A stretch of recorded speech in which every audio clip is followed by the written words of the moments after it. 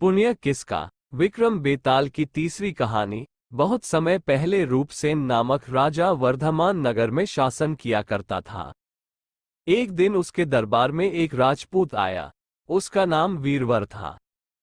उसने राजा से कहा कि उसे वह अपने अंगरक्षक के रूप में रख ले। राजा ने पूछा, इसके प्रतिफल में तुम क्या लोगे। वीरवर बोला, महाराज, मैं प्रतिदिन 1000 तोले सोना लूंगा। राजा चकित रह गया। उसने पूछा, तुम्हारे परिवार में कौन कौन है। वीरवर ने उत्तर दिया, पत्नी, एक पुत्र और एक पुत्री। मात्र 4 लोगों के परिवार के खर्च के लिए 1000 तोला अत्यधिक था। फिर भी राजा ने वीरवर की मांग स्वीकार कर उसे अपना अंगरक्षक रख लिया। राजा ने कोषाध्यक्ष को आदेश दे दिया कि वीरवर को प्रतिदिन 1000 तोले सोना दे दिया करे। उस दिन के उपरांत से वीरवर जब आवश्यकता हो राजा की सेवा में उपस्थित रहता। पूरी रात उसके कक्ष में उसकी रखवाली करता। इसके बदले प्रतिदिन उसे 1000 तोला सोना मिल जाया करता था। उसमें से आधा हिस्सा वो ब्राह्मणों में वितरित कर देता। शेष हिस्से के 2 भाग करता।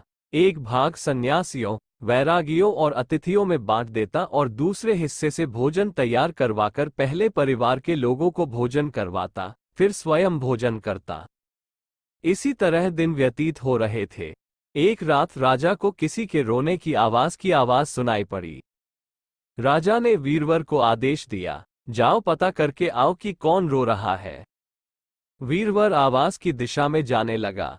आवाज एक मसान से आ रही थी। वह मसान में पहुंचा तो देखा कि वहां आभूषणों से लदी एक स्त्री जोर जोर से सिर पीटकर रो रही है, किंतु उसकी आंखों से आंसू नहीं गिर रहे। वह उसके पास गया और पूछा, देवी, आप कौन हैं और क्यों रो रही हैं? स्त्री ने उत्तर दिया, मैं राजलक्ष्मी हूँ। मैं राजा रूपसेन के दुर्भाग्य पर रो रही हूँ। कुछ दिनों बाद मैं उसका महल छोड़कर चली जाऊंगी, क्योंकि वहां अधर्म के कार्य हो रहे हैं। वो दरिद्र हो जाएगा और दुखी राजा 1 माह के भीतर ही मर जाएगा। देवी, इसके बचने का क्या कोई उपाय है? वीरवर ने पूछा। राजलक्ष्मी बोली, हाँ है। पूर्व दिशा में जंगल में देवी का एक मंदिर है। यदि तुम वहां अपने पुत्र का शीश चढ़ा दो तो राजमहल पर दरिद्रता का साया नहीं पड़ेगा और वह 100 वर्ष की आयु तक जीवित रहेगा। उसके बाद वीरवर अपने घर आ गया और सोई हुई पत्नी को जगाकर सारी बात बताए। उसके पुत्र की आंख भी खुल गई थी। उसने भी सारी बात सुन ली। वह उठकर बैठ गया और अपने पिता से बोला, पिताजी, आप संकोच मेरा शीश काटकर देवी के मंदिर में चढ़ा दीजिए। आपकी हर आज्ञा सिरोधार्य है। उस पर अपने राजा के काम आना और देवी के समक्ष अपने प्राण न्योछावर करने से बड़ा कौन सा पुण्य होगा। वीरवर ने पत्नी से पूछा तो वह बोली, अपने पति की हर आज्ञा का पालन करना पत्नी का धर्म है। आप जो भी निर्णय लेंगे मेरी सहमति उसमें होगी। उसके बाद बिना किसी विलंब किए चारों जंगल के मंदिर पहुंचे। वहां हाथ जोड़कर चारों देवी मां की प्रतिमा के सामने खड़े हो गए। वीरवर बोला, देवी मां, मैं अपने पुत्र का शीश तुझे समर्पित करता हूं। मेरे राजा को 100 वर्ष का जीवन प्रदान करे।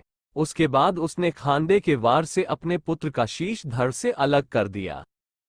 ये देख उसकी पुत्री ने दुखी होकर उसी खांदे से अपना शीश भी काट दिया। अपने पुत्र और पुत्री की जीवन लीला समाप्त होते देख मां से न रहा गया। उसने भी अपने प्राण त्याग दिए। अपना परिवार समाप्त होता देख वीरवर ने सोचा कि अब जीवन क्या अर्थ, और उसने भी उसी खंडे से अपना शीश काट लिया।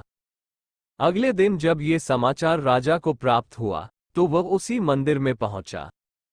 वहां वीरवर के पूरे परिवार का शव देख वह बहुत दुखी हुआ। वो सोचने लगा कि उसके कारण उसकी प्रजा के 4 लोगों ने अपने प्राण त्याग दिए।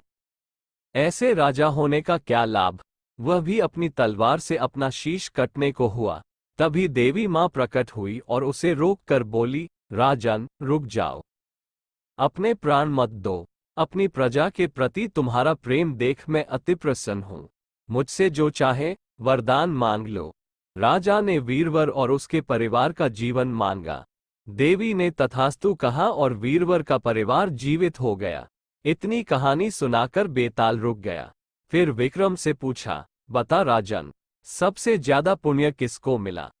यदि जानते हुए भी तूने मेरे प्रश्न का उत्तर नहीं दिया तो तेरे सिर के टुकड़े टुकड़े हो जाएंगे। विक्रम को उत्तर ज्ञात था। वो बोला, सबसे ज्यादा पुण्य राजा को मिला।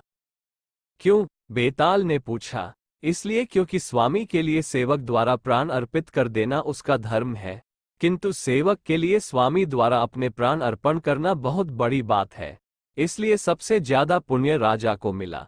विक्रम के उत्तर देते ही बेताल हवा में उड़ते हुए बोला, तू बोला और मैं चला। वह फिर से मसान के उसी पेड़ पर जाकर लटक गया।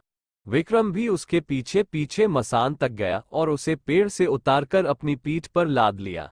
उसने फिर से यात्रा प्रारंभ की और बेताल उसे नई कहानी सुनाने लगा। तो दोस्तों, आपको ये कहानी कैसी लगी? अगर वीडियो अच्छी लगी तो चैनल को लाइक, कमेंट, सब्सक्राइब जरूर करें। धन्यवाद।